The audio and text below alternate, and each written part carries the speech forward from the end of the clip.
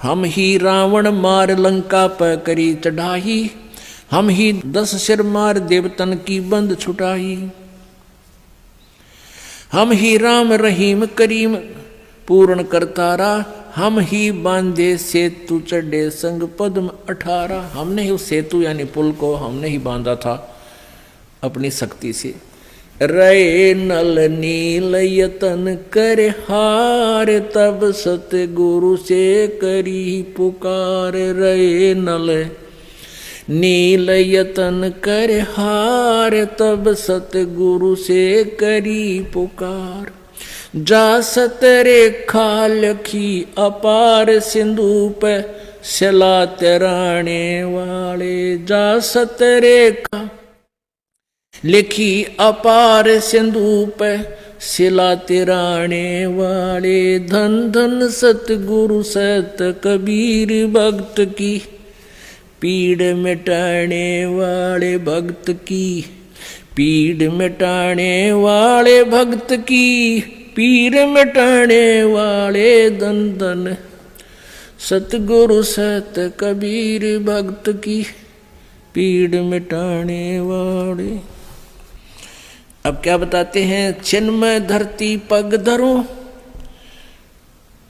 और नाद श्रेष्ठ संजो हो गए। पद अमान न्यारा रहूं, इस वद दुनी भी होगी। अब नानक साहब जी अपनी वाणी में बोलते हैं, मेला पहला की वाणी में कहते नीच जात परदेसी मेरा। नीच जाति का कहती है दुनिया, वही परदेसी। नीच जात परदेसी मेरा, छिन आवे छिन जावे बे। और परमात्मा भी कहते हैं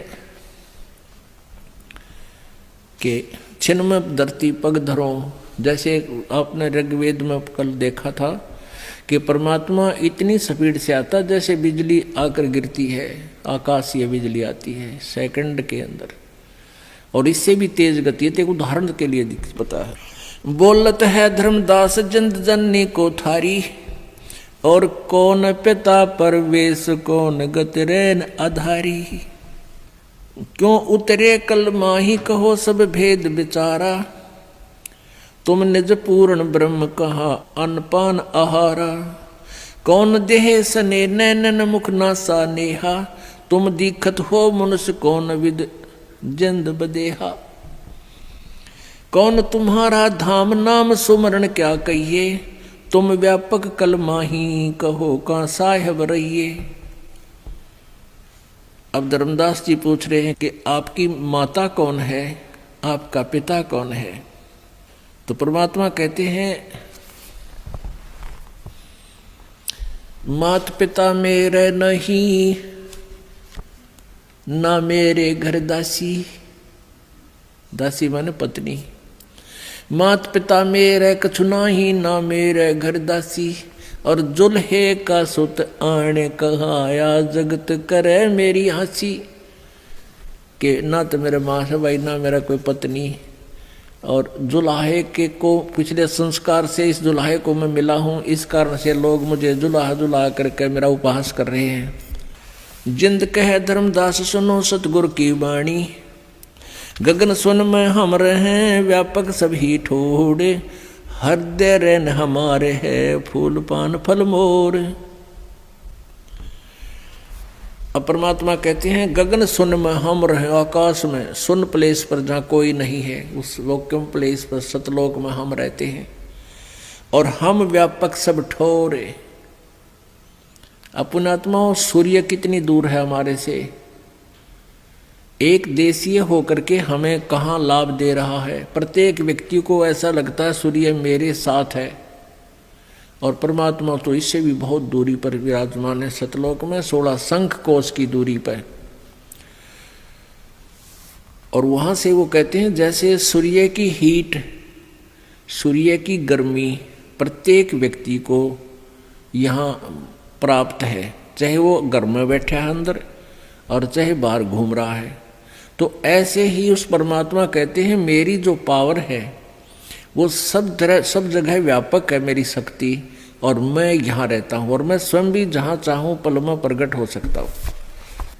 जिंद कह धर्मदास सुनो सतगुरु की बाणी। हम ही परमात्मा कहते हैं, जिंद कहे, जिंद रूप में परमात्मा कहते हैं, धर्मदास सुनो सतगुरु की वाणी। और हम ही संत सुजान, हम ही हैं सारंग पाणी। ओंकार और माया सब तास के पुत्र कहावे। इस काल और दुर्गा से यहाँ सब उसके पुत्र कहाते हैं। और हम परमात्म पद पिता दोहों के मद रहावे। हम इनके भी परम पिता हैं और हम यहाँ भी रहते हैं और सतलोक में भी हमारी सत्ता है। हम उतरे तुम काज सुन से किया पयाना। शब्द रूप धर देह समझ बाणी सुर ज्ञान। अपने आत्माओं कल अपना ऋग्वेद मंडल नंबर 9 सूक्त नंबर 86 मंत्र 26-27 में, ऋग्वेद मंडल नंबर 9 सूक्त नंबर 82 मंत्र 1, 2, 3 में, ऋग्वेद मंडल नंबर 9 सूक्त नंबर 20 मंत्र 1 में, ऋग्वेद के ही मंडल नंबर 96 मंत्र नंबर 1, 16 से लेकर 20 तक आपने स्पष्ट पढ़ा कि वो परमात्मा सतलोक में रहता है। वो एक स्थान पर विराजमान है, वहाँ से गति करके बहुत तीव्र गति से बिजली की तरह, जैसे आकाशीय बिजली सेकंडों में आ जाती है, ऐसे यहाँ आ जाता है और अपने रूप को हल्का करके, हल्के तेज पुंज का रूप दे धर के इस विध हमको भेंट ही, और अपनी प्यारी आत्माओं को ज्ञान देने के लिए अवतरित होता है, वहाँ गति करके आता है। और यहाँ परमात्मा खुद कह रहे हैं, हम उतरे तुम काज सुन से किया पियाना। मैं तेरे लिए आया हूँ प्यारी आत्मा, और सतलोक से प्रस्थान किया। पियाना माने प्रस्थान करके आया हूँ।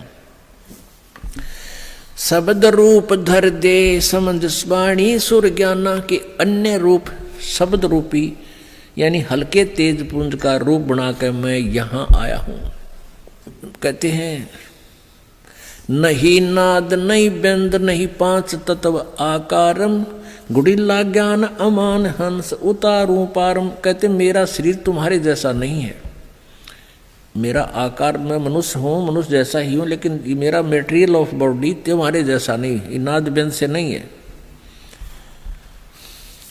नरक परख कर देख नहीं भौतिक हमारी काया। परमात्मा कहने के लिए देख, अच्छी तरह निरीक्षण कर ले, मेरी तुम्हारे जैसी अब भौतिक शरीर नहीं है। रुई जैसा शरीर परमात्मा का, हल्का फुल्का। नरक परख कर देख नहीं भौतिक हमरे काया। हम उतरे तुम काज नहीं कुछ मोह और न माया।